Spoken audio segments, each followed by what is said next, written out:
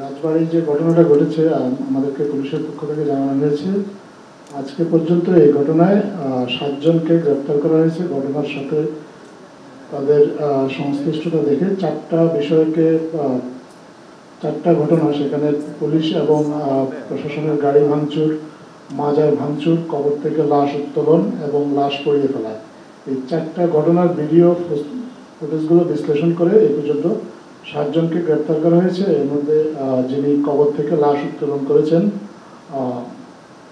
তার নাম হচ্ছে কাজী আরিফ, কাজী অপু, তাকেও গ্রেপ্তার করা হয়েছে। এছাড়াও এই 7 জনের মধ্যে অন্তত 2 জন রয়েছেন যারা স্থানীয় আওয়ামী লীগ রাজনীতির সাথে সম্পৃক্ত। তাদের একজন হচ্ছেন ওয়ালটন এখন দেশের সীমানা পেরিয়ে পৌঁছে গিয়েছে 50টিরও বেশি দেশে। ওয়ালটন, ঘরে ঘরে বিশ্বজুড়ে। হিরু মৃধা, সাধারণ সম্পাদক গোয়ালন্দ ঘাট থানা স্বেচ্ছাসেবক লীগ, এবং মাসুদ মৃধা, সভাপতি উজানচর ইউনিয়ন ছাত্রলীগ গোয়ালন্দ থানা। এই 7 জনকে গ্রেপ্তার করা হয়েছে। পুরো ঘটনার ভিডিও ফুটেজ বিশ্লেষণ চলছে এবং পুলিশ জানিয়েছে যে ঘটনার সাথে যাদেরই সংশ্লিষ্টতা পাওয়া যাচ্ছে বা যাদের সংশ্লিষ্টতা তদন্তে আসবে তাদের প্রত্যেককে আইনের আওতায় আনা হবে।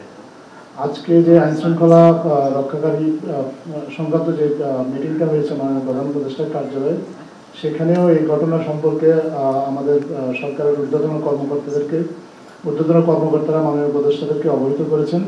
তারা জানিয়েছেন যে এই ঘটনার পূর্বে স্থানীয় ইমান ও আকিদা কমিটি, আকিদা রক্ষা কমিটি, তারা জেলা প্রশাসনের সাথে 2 দফা এবং স্থানীয় উপজেলা প্রশাসনের সাথে বেশ কয়েক দফা সভা করেছিলেন এবং সভা করে তারা শান্তিপূর্ণ বিক্ষোভের অনুমতি নিয়েছিলেন, কিন্তু পরবর্তীতে তারা উচ্ছৃঙ্খল হয়ে উঠেছিলেন। তারা তাদের কথা রাখেননি এবং এই বিষয়ে তাদের এই কারো কোনো সংশ্লিষ্টতা আছে কিনা পুরো ঘটনায় সেটাও খতিয়ে দেখা হচ্ছে।